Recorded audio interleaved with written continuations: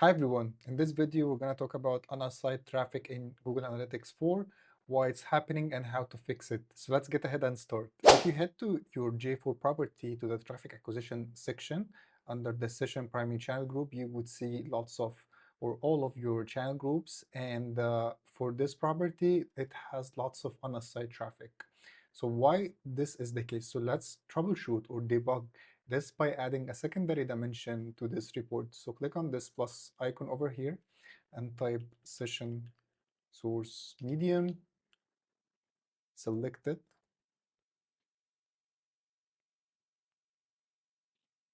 and then let's filter our report to include only the unassigned traffic, as this is our main focus. So let's add a filter and type session primary channel group, exactly matches unassigned, and let's apply this to our report. Now, what we will see is that we will see the unassigned traffic only, and then we will see the source medium that is included inside this unassigned traffic.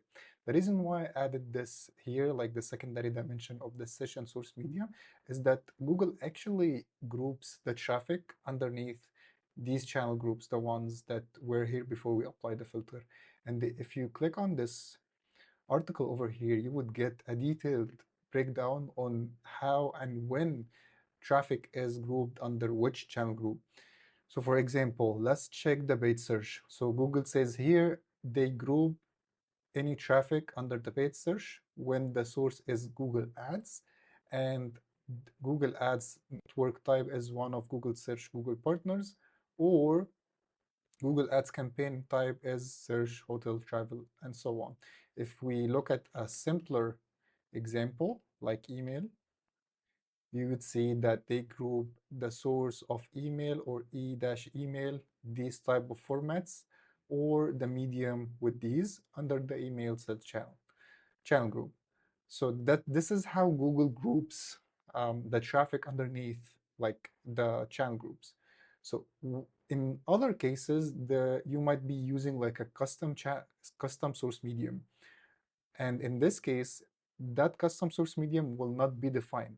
For example, if you have a source of super email as a source or a medium, in this case, Google will not group that traffic underneath any. It will group it under the unassigned traffic. So for example, here I have SaaS and affiliate. So if I copy this SaaS and go to this document and then type SaaS, we will not find any result of this.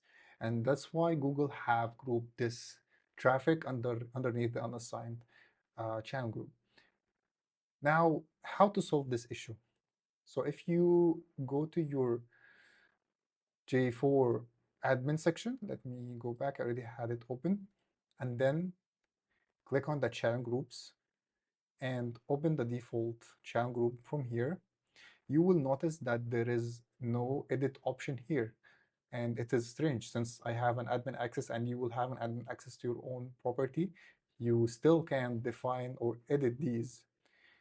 So to solve this, you can simply go back and create your own channel group.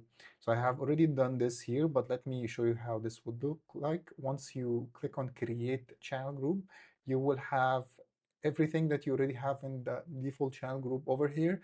And the only difference is that you can delete some if you like. So if you click here, you can remove or copy actually to create new.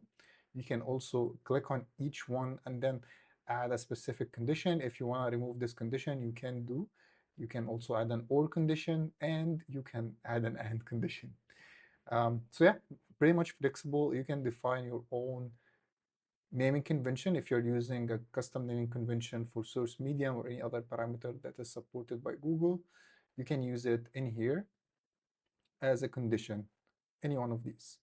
So to give you a quick example, I have already created this test workspace, test channel group, and then in the affiliate section, I have added this additional parameter.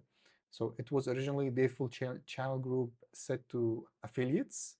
I have added a source of SAS, like the same thing that we found in the report here. So and then I saved it and I gave the channel group like a name. So if you can see here, this is like a dummy name, of course, because I'm gonna delete it, but I named it test and saved the changes. When going to the same Google Analytics for property, let's let's keep the filter. Let's change the dimension from session primary channel group to session test, which is the channel group that I have just created. As if we scroll down, let's add this session source medium.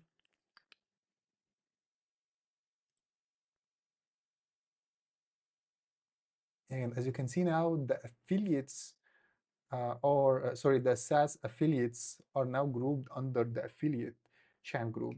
And you might already guess that this applies retroactively on the data. If you make any changes to how the data, how the channel group works, this will immediately reflect on the data itself. And to be honest, sometimes like from 5 minutes to a day. So if you made any changes, just make sure that you are using the correct, the same naming convention that you're seeing under session source medium. And then after a day maximum, it will reflect the channel group that you have grouped this underneath it. So yeah, that's it. If you find this helpful, I would really appreciate it if you can subscribe to my channel and like the video, as this motivates me to create more content. And if this is the first time you ever see me, my name is Ahmed. I have a school web analytics community that I created with one of my friends, Vishal, where we have several analytics resources. We have more than 4 courses on topics like Google Tag Manager, Google Analytics. We also have a support group in the same community on School, where you can ask any question that you might have. If you are stuck, if you need any help, you can post it and we'll get back to you. We also have a bi-weekly webinar where we explain different topics lively with you. You can also join these webinars if you'd like.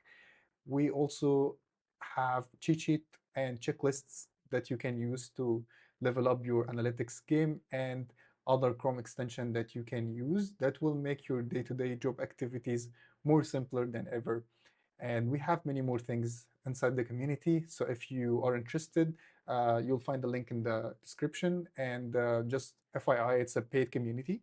The price changes based on the audience that we have. So I'm not gonna mention the price. But yeah, it's actually, we're currently at $29 a month. And you can cancel anytime that you'd like. So yeah, I hope this was helpful. I hope to see you in the community. And yeah, see you in the next video.